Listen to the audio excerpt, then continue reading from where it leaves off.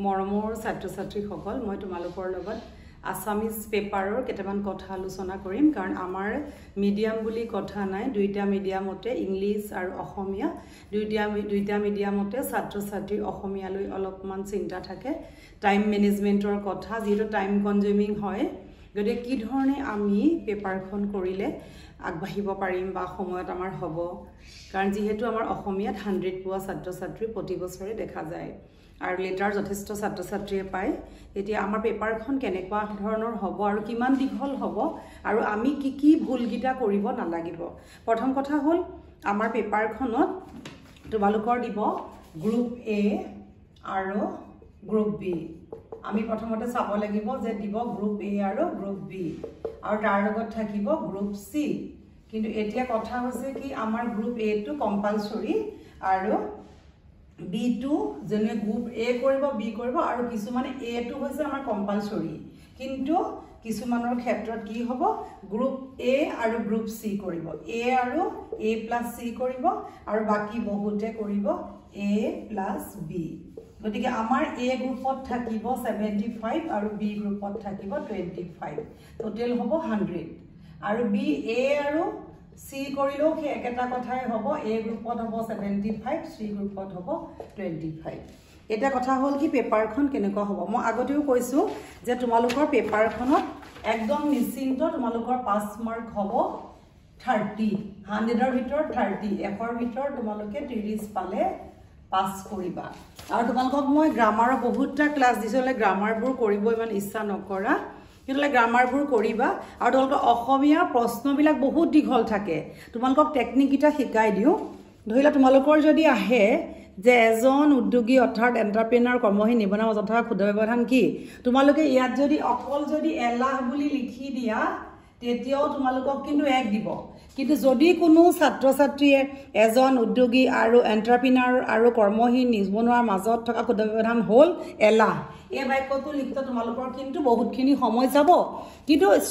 letter পা বহিখনি হওক বা 60% পা বহিখনি হওক তোমালোকে কিন্তু অকল এলাহটো লিখি দিলে তোমালোকক 1 মাৰ্কস 100% দিব দেই এটো ভুল নকৰিবা কিন্তু তোমালোকক যেতিয়া কোৱেশ্চন এনসাৰ বিলাক কৰা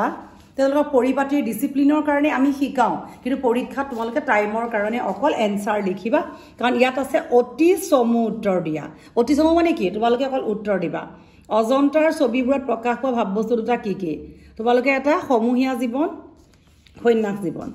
এতিয়া তোমালোকে চোৱা ইয়াত সমু উত্তৰ লিখা ইয়াতো তোমালোকে 2 মাৰ্কছৰ কাৰণে লিখিবা সমু উত্তৰ আৰু তোমালোকে সদায় চইচ কৰোতে ভুল নকৰিবা ইয়াত গুণৰ কথা দিছে গুণ ছটা লিখিব লাগিব ইয়াত বিপৰীত পন্থা খুদিছে গতিকে ইয়াত চাহ উদ্যোগী সকল কোন কৰ পৰা আহিছিল গতি 1 আৰু 1 যেটো কোৱেশ্চন তোমালোকক একদম মাৰ্কস দিবলৈ ভাল হেতু কৰিবা সদায় কোৱেশ্চনটো সিলেক্ট কৰিবা নিজৰ লগত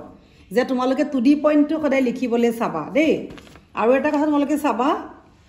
যে পঢ়িবা কেটা কৰিব দিছে অতি সমু উত্তৰ দিয়া গতিকে ইয়াত অৰণ্য যাত্ৰাৰ দলটোৰ দলপতি হিচাপে কাক দায়িত্ব দিয়া হৈছিল ৰঞ্জিত হাজৰিকা স্যাৰ গতিকে ইয়াত তোমালোকে অকল নামটো লিখিবা ছাৰৰ আৰু ইয়াত গণতন্ত্ৰ স্বীকৃতি লাভ কেতিয়া কৰিছিলে অকল ইয়াত চনটো লিখিবা 1969 চনৰ 1 এপ্ৰিল ইয়াত খালি চন লিখিবা ঠিক এনেকৈ তোমালোকৰ মাধৱদেৱৰ বৰগীতৰ মাজে কি ভক্তিৰ ভাৱ প্ৰকাশ পাইছে দাস্য ভক্তি দাস্য আসমানৰ কুতুবতৰা আদমৰ জাত এৰ আদম কোন অতি আদি মানৱ লিখিবা খালি এটা ওয়াৰ্ড দেই এবোৰ মিছ নকৰিবা আকৌ ঠিক তেনেকে তোমালোকে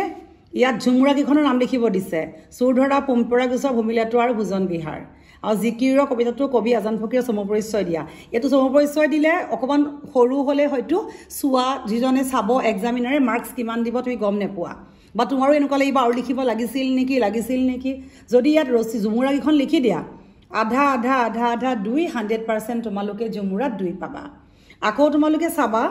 যে যিকোনো এটাৰ অতি সমু উত্তৰ দিয়া অতি সমু উত্তৰ ইয়াত অকল তোমালোকে উত্তৰটো লিখিবা প্ৰকৃতিক কোনে সাদৰি আনিলে বুলি কবিয়ে কৈছে ন কুহি পাতে অসমৰ হেংগাম কোড জিলিকিছিল দুপৰৰ পূৰ্ণ আলোকত গতিকে এটা ওয়াৰ্ড লিখিবা মাত্ৰ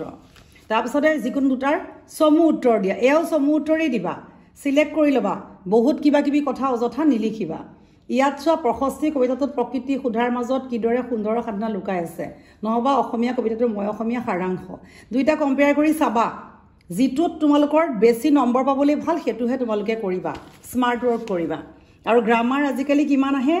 1 2 3 4 5 6 7 8 9 10টাত 10 নম্বৰ কিন্তু আগতে গ্ৰামাৰ কি আছিলে এতিয়া গ্ৰামাৰ হৈছে গ্ৰামাৰ কিমান আহিব 10 মাৰ্কছৰ 10টা গ্ৰামাৰত 10 নম্বৰ কিন্তু আগতে আহিছিলে যিকোনো 5টা কি আহিছিলে যিকোনো 5টা তে 2 কে আসলে 2 * 5 = 10 কিন্তু এতিয়া এটা এটা কৰিব লাগিব গতিকে আমি কি শিকিব লাগিব ব্যাস বাক্য সন্ধি মিশ্ৰ বাক্য নট্যবিধি সত্যবিধি জ্যোতিচিহ্ন বাক্য ৰচনা বিপৰীত শব্দ এটাক প্ৰকাশ কৰা পত্তয় আৰু সমাৰ্থক শব্দ গতিকে এইবোৰ প্ৰত্যেকটো ক্লাছ মই দি থৈছো তোমালোকে কৰিবা গ্ৰামাৰত মাৰ্কস পাবলৈ খুবেই ভাল তাত এটো কোৱেশ্চন সদায় তোমালোকে এপ্লিকেশন কৰিবা একদম কমন 4 মাৰ্কস পাবা এয়া মই দি থৈছো আকৌ দিম আৰু ৰচনা মই কমন আকৌ দিম তোমালোকক কৰিবা 10 খন মান কৰিলে হৈ যাব বৈচিত্ৰময় অসমৰ আগতে এই প্ৰশ্ন কিন্তু পুৰা পঢ়িবা কিছুমানে যিকোনো দুটা জনগোষ্ঠী বুলি পিছৰখিনি নপঢ়ে তেনেকুৱা হৈছে দেই ছাত্ৰ ছাত্ৰী বৰঙনি যোগোৱা দুজন ব্যক্তি গতিকে একোজনকৈ ব্যক্তি মানে দুটা জনগোষ্ঠীৰ একোজন ব্যক্তি আৰু এয়া দুটা উৎসৱ পাৰ্বণ গতিকে এয়া তোমালোকক কৰাই দিয়া আছে তাৰ পিছত তোমালোকক বি গ্ৰুপৰ খিনিয়ে বি গ্ৰুপ কৰিবা এয়াও অতি চমু জাস্ট ভট্টদেৱৰ সম্পূৰ্ণ নাম বৈকুণ্ঠনাথ ভাগৱত ভট্টাচাৰ্য এনেকে লিখিবা হেমচন্দ্ৰ গোস্বামী প্ৰথম অসমীয়া চনেট প্ৰিয়তমাৰ চিঠি সত এয়া তোমালোকে উত্তৰ লিখিলা তাৰ পিছত এটো তোমালোকে তুলনা কৰি চাবা যিটো ভাল পোৱা হেতু লিখিবা এয়া অতি চমু দেৱতাসকলক অমিত খোৱাবলৈ কৃষ্ণই কি দান কৰিছিলে মোহিনী তাৰ পিছত এটো এটা 25 নম্বৰ কোৱেশ্চন জাতি জাউদাৰ মানে কি কবি অমিকাগিৰি ৰায়চৌধুৰীৰ কবিতা এটো একদম ভাতত মাজত লগাই দিছে গাততে পুতুতে পুতাৰী বান্ধতে ধনত লাগিল জুই ইয়াত দেখিছানে কানাই চাতুৰীত আছে একদম মাজত আজিকালি কবিতা কিতাপ পাথৰ তলৰ নহয় কিতাপৰ মাজৰ পৰা উঠাই দিব সেইকাৰণে গোটেই কবিতাবিলাকো পঢ়ি ৰাখিবা যাতে দেখাৰ লগে গম পোৱা কোৰপৰা দিছে বাকি এটো শুদ্ধ বাক্য বি গ্ৰুপৰ যোৱাকালি বুলি কোনো কথা নাথাকে সদায় যোৱাকালি অহাকালি নহয় কালি হয় এটো যোৱাকালিটো যোৱাটো কাটি দিলে হ'ল উপসৰ্গ আছে আৰু আজিকালি অনুসৰ্গ দেখিছা বাক্য ৰচনা কৰি পেলাই দি দিয়া শুনা বাক্য তুমি বৰষুণত গলা নেকি বুলি কোনবাই লিখি দিব সুন হক বা হবলা আৰু এই সমাৰ্থক শব্দ আৰু এই আধুনিক শব্দ আৰু ইয়া হৈছে ছন্দ গতিকে এইখিনি তোমালোকৰ কোৱেশ্চন আছিল তোমালোকে খুব ভালকে কৰিবা মই আলোচনা কৰি থাকিম অসমীয়া খুব ভালকে পঢ়িবা ভাল মাৰ্কস পাবা টান হয় কিন্তু যথেষ্ট তোমালোকে গুৰুত্ব দিবা গতিকে ভিডিওটো তোমালোকে লাইক এটা কৰিবা